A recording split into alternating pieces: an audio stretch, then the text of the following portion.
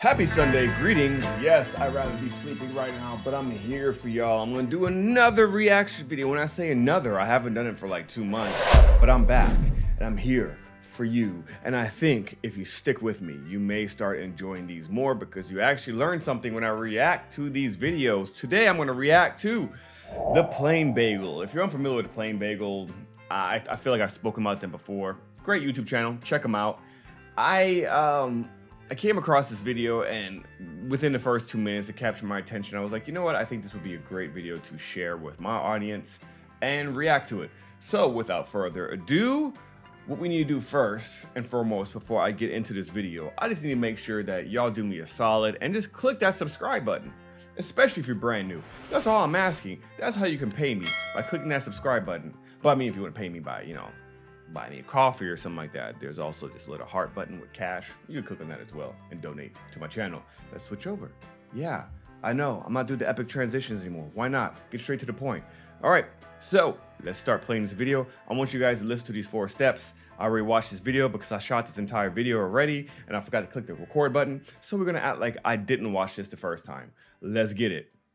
Hey guys, it's Richard. You're watching The Plain Bagel. It's been a while since we've done a meme intro, so I wanted to kick things off right for the new year.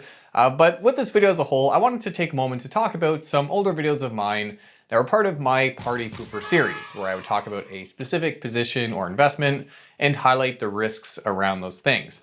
And with us now in 2023, where a lot of these positions have indeed fallen from grace, I'm getting a lot of comments about how these videos aged like a fine wine.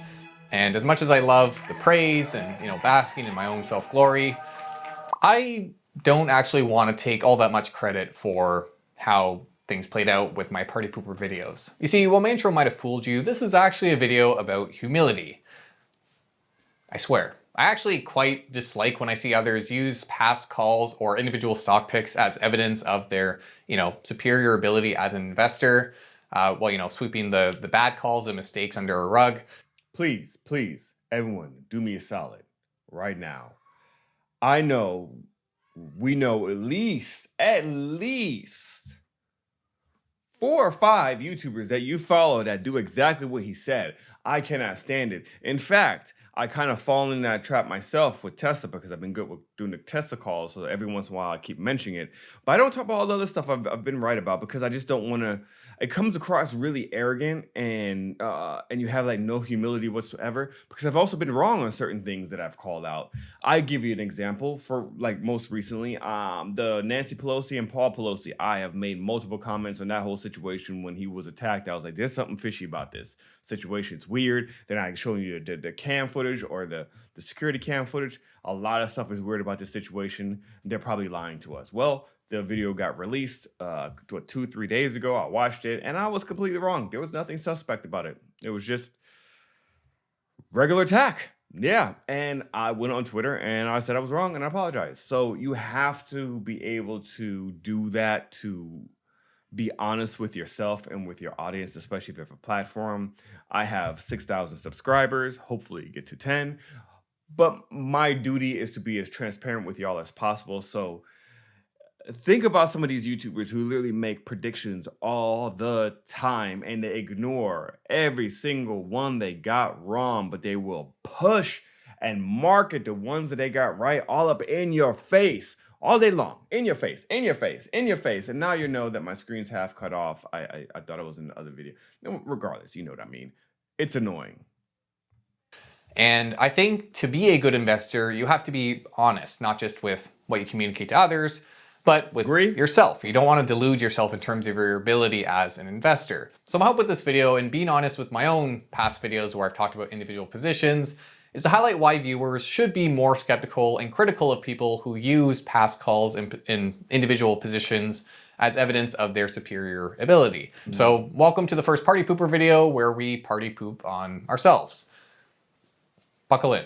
The first reason... Does anyone even ever use that word, party pooper? Is that like a white people thing? I'm not trying to offend white people because clearly I'm also half white, but I grew up in Germany. My mom's German, so party pooper was never like a word used around my household. But is that like a common word, or is that just like a funny thing? Like seriously, I'm asking. I'm very ignorant when it comes to that because clearly I am uncultured in the Caucasian ways. But I'm trying to do better. That did sound like I was selling out. I feel like I was. Oh no. The reason why you shouldn't really give undue credit for how different calls have played out is that one disclaimer that everyone includes in their videos or the content they post online, which is that this is not financial advice. And I know a lot of people just post that for legal reasons and that they are. That is why I posted, for legal reasons. Yes, I found out way before I started doing my channel that you cannot just randomly give advice on YouTube without putting that disclaimer out there. But in fact, you can just go on YouTube. In fact, this is the only space, and I've said this before, where people can just give financial advice and have zero experience and then have zero accountability if that advice completely backfires. It's nobody's responsibility except yours for not doing your due diligence and following a YouTuber who clearly has no experience in the financial sector, but got really popular in 2020 for doing awesome videos about finances. So why not listen to him? Why not entrust him with your entire retirement? Do your due diligence. 2023, the year of due diligence. Are technically trying to tell you what they think you should put your money into. With my own videos, I mean it when I say that. I am registered to give investment advice through my day job as a portfolio manager. That alone is the reason why you should follow this guy and listen to him. He just said he is actually licensed. He has actual training. He does this for a living. So I would put more value on him than someone who claims that they're the master at doing this or thinks they're amazing at this or they think they're the GOAT. I'd rather listen to a guy who clearly actually has the real life experience and the real life training to be able to do this. Everyone else is a clown. And, you know, even to an extent, I'm a clown. Do not take my investment advice. Although, why did my light just turn off?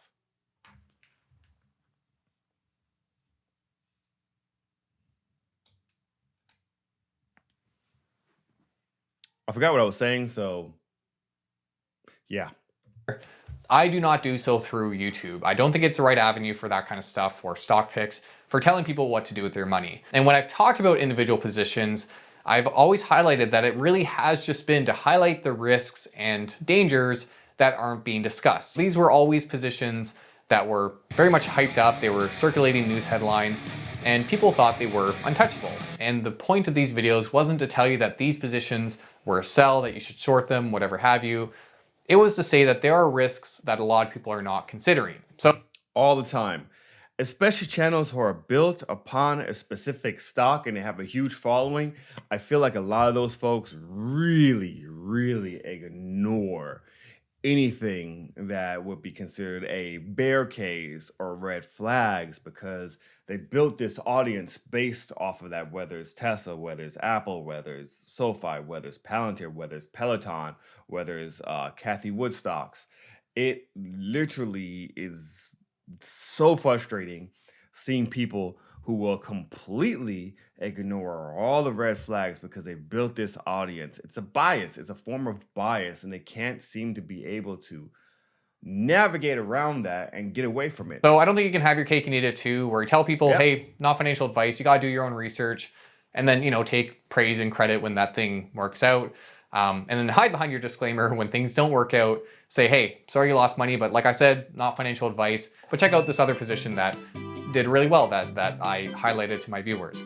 I just don't really want to set that precedent. And also as a sort of sub point to add here, why I like to emphasize that my videos are not financial advice, there is always a chance that I as an investor change my viewpoint on any of these positions, maybe even Bitcoin to an extreme end. Probably not soon, but you know, I like to keep myself, my options flexible, and I think being a good investor requires that you maintain that open-mindedness that you might be wrong about something. A lot of y'all are not being open-minded when it comes to learning from other people, learning about other stocks, learning about the stock that you are married to, and looking at all the different possibilities that it can go against you. A lot of y'all are really closed-minded, and in this space, I think you need to be open-minded for sure. The second reason why I should be careful giving credit for someone predicting how things have played out is that hindsight is 2020. There are points in my videos that I stand by that I think, you know, played out well. in terms of what I was discussing. For the wheat stock video, for example, I talked about how a lot of these startup companies were forecasting production levels that were just unreasonable when compared to the amount of demand for the countries they were operating within. For Bitcoin, it was that the majority. Was that really a thing? Were people saying 76% on these marijuana stocks? Yeah. The demand around this thing was not based on fundamental use or functionality, but simply for speculative gains. And for Tesla, it was mostly about valuation, that this thing had been bid up to. Full disclosure, no, I did not see his video about Tesla and the dangers of Tesla. That's not where I got my thesis from.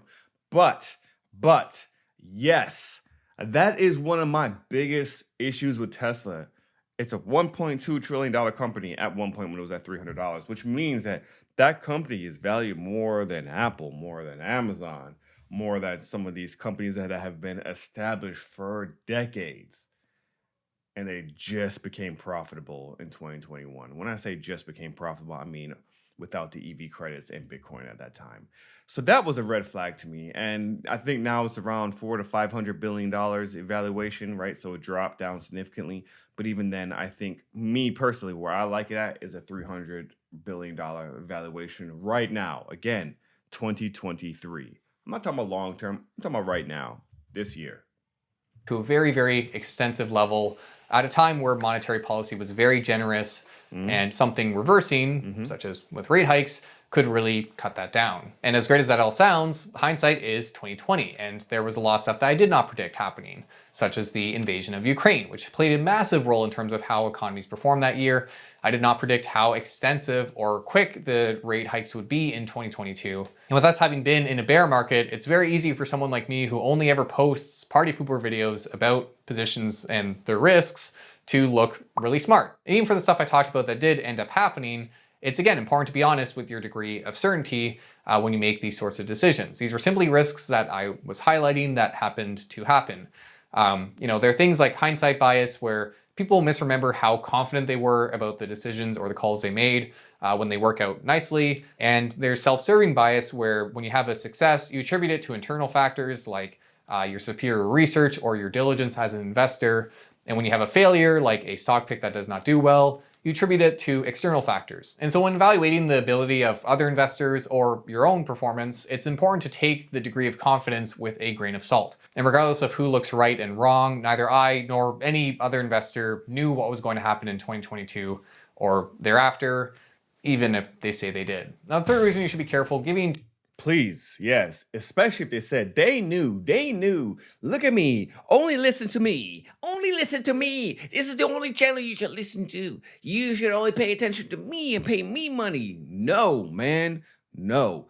Absorb as much information and knowledge that you can from multiple different sources. Get out of your comfort level. You want to expand and open your mind. Once again, you have to be open-minded within this space. If not, you are going to stay stagnant. So 2023, what you should be doing is getting out of your comfort zone, listening to various different other people, and learn as much as you can, and then become your own,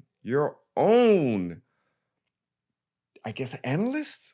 Is that what I'm looking for? You should be your own analyst. You should be able to learn enough to be able to look at the financials and then make your own decisions. It's cool to, see what other people think, but for the most part, you should be really heavily relying on your own opinion within this space. So please, in 2023, let's do that together. Too much praise for how a price of a position has moved relative to someone's call is that the short-term performance doesn't matter. And you shouldn't evaluate someone's ability as an investor based on short-term price fluctuations. Let me be very clear. Everything, when I do these price predictions that I do occasionally, right? I want to be very clear. Every time I do a price prediction moving forward for like this year, it's for this year, 2023, not for 2024, not 5 years from now, not 10 years from now.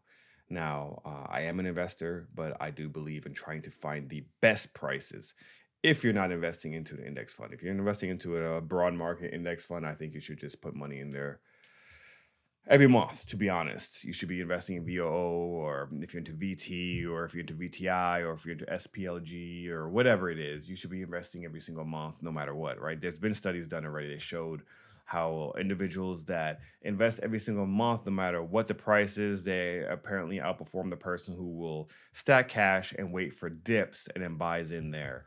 I would really like to test that because I'm more of a person who will put cash to the side and wait for pullbacks or dips. Um, that's for individual stocks though, not for my for the stuff that's in my Roth, which is the broader market, QQQ and like SPLG. I buy those every single month, but I do wait until OPEX week because usually that's the week where the market will sell off somewhat. On the one hand, if you are a long-term investor where you're looking to buy things and hold them for 10 years time, the short term does not matter. It does not matter for you as an investor. What matters is when you sell in 10 years time, and unless you are day trading or you do take advantage of a short-term gain or whatever, then it doesn't really make sense to call it short of that long-term time horizon. So for Bitcoin or Tesla, for example, it's not really fair for me to say, all right, I'm calling it today. As of 2 years of posting those videos, I am now correct. That's it. It's over. We don't need to keep tracking how these things do. On top of that, short-term price fluctuations are not always grounded on the quality of the underlying business improving or declining. There are times where the market is overly euphoric and everything's going up regardless of how well the underlying thing is doing. And there are times where prices go down and markets are overly pessimistic despite the underlying business doing well. So you shouldn't get... I would agree with that. I think a lot of people have noticed that, like with Apple, for example. But Apple's very cyclical. Every month, I mean, not every month, every year, there's periods of the year where it does take a massive dip, right? It's just historically, but it doesn't mean that the fundamentals are completely off. A lot of times, market makers are just taking profit, hedge funds are taking profit, retail investors are taking profit, so the stock will dip. So. You're right. I mean, the fundamentals could still be good, and the stock is just not performing the way it should. I mean, stuff like that happens for sure. Gauge someone's ability based on where the price has moved in 1 year and 2 years time. If again, you're talking about a long-term thesis that might take some time to play out. You should judge someone's ability as an investor based on the quality of their research and their thesis, with full acknowledgement that there are times where someone makes a good decision using the best research and the best of their abilities, and it still works out poorly. There's still a poor outcome. I will agree with that 100%. Because there are things that can happen that you cannot account for or predict as a public investor. You should never have 100% confidence that a position is going to the moon or whatever, but there are things that you cannot predict. And finally, the fourth reason why I don't want to bask in the success of my past videos is I think emphasizing your past victories, if you will, about stocks kind of makes you a bad investor. And I know, again, with my intro, I get it. Probably sending confusing signals, but it was a joke. I just wanted to play out the idea. I think it was Bill Gates who said, success is a lousy teacher. And that's very true in the world of stocks. When you are successful with picking stocks for doing research and those positions end up earning a good return, it can really build overconfidence, and mistakes that you might have made in your analysis process go unpunished, right? You don't notice the mistakes you've made because everything is going well. Yeah, I want to end it there because I will agree 100% what he just said, that last part. That's very, very true. In 2020, way too many people were overconfident, including myself. I was very, very overconfident. I thought the market and understanding the stock market and analyzing stocks and options and trading was the easiest thing in the world, and I was frustrated I didn't start that 20 years prior. Well, reality hit end of 2021 and 2022 when you really start realizing, oh, I don't really know as much as I thought I knew. So I need to start hitting the books. I need to start learning. I need to start roaming the streets of education to learn and find things that I can resonate with, that clicks with my brain to make me a better investor and stock picker and just overall just more knowledgeable within the financial literacy space. So for 2023, y'all, do me a favor, seriously. Make yourself a promise. If you're a subscriber on my channel, do me a favor. Do me a favor. If you really like me, if you like my channel, and if you support me, do me a favor. Go out and start finding other people that you have not been exposed to and start learning from them as well. And yeah, so until next time, y'all, thank you for stopping by. I hope you enjoyed this reaction video, and I'll see you guys in the next video. yes, happy Sunday. Peace out. Love y'all. Okay. I just got cultured.